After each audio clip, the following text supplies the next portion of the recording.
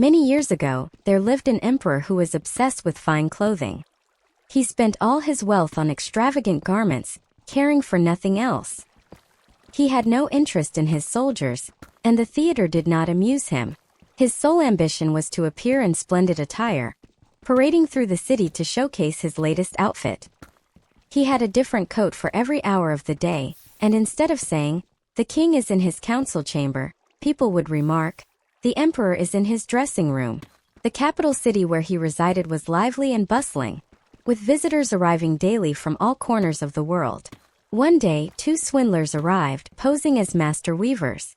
They claimed to create the most exquisite fabric imaginable, clothing so fine that it had an extraordinary property.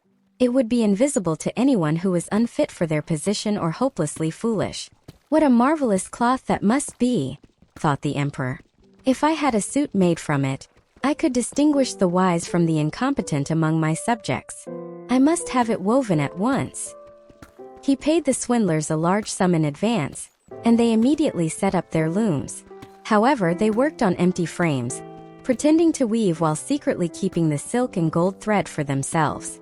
Time passed, and the emperor grew curious about their progress. Yet, the thought of seeing nothing and being deemed unworthy made him uneasy.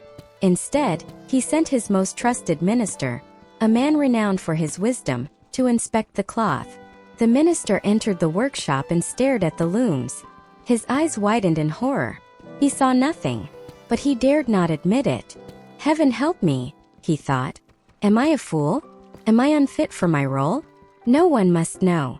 The swindlers, sensing his hesitation, eagerly asked, "Do you not admire the exquisite colors and patterns?" They pointed at the empty loom, describing in great detail the intricate designs. The minister, sweating, nodded vigorously. "Magnificent! Exquisite!" he declared. "I shall tell His Majesty how pleased I am with the fabric." The tricksters grinned and asked for more gold and silk to complete the work. Again, they pocketed everything and continued their charade. Later, another esteemed courtier was sent to inspect the progress. Like the minister, he saw nothing, but fearing he would be deemed unworthy, he praised the marvelous cloth just as enthusiastically. Word spread throughout the city about the extraordinary fabric. At last, the emperor himself decided to witness it. Accompanied by his advisors, he visited the swindlers, who continued their pantomime of weaving. "What is this?" the emperor thought in dismay. "I see nothing. Am I unfit to rule?" Yet, like the others, he concealed his distress. "Exquisite," he proclaimed. "The colors, the patterns, truly a masterpiece."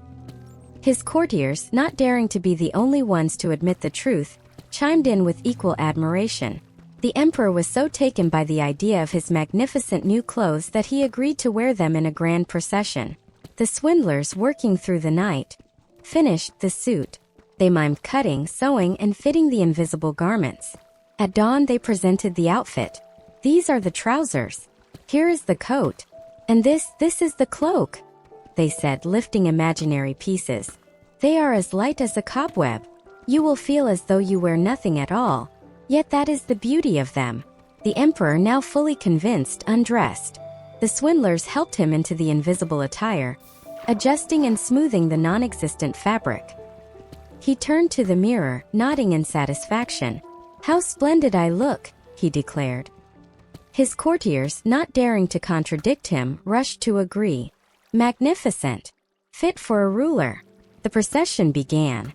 The emperor strode proudly through the streets, beneath a royal canopy. The townspeople, having heard of the cloth's magical properties, dared not speak the truth. "What a fine suit," they whispered. "What an elegant train."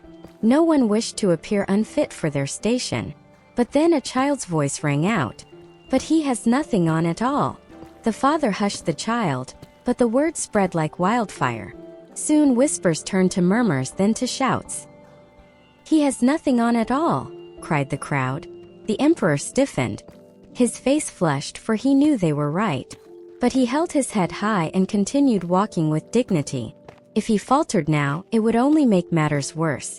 And so, his chamberlains continued holding the imaginary train, and the emperor marched on, clad in nothing but his own pride.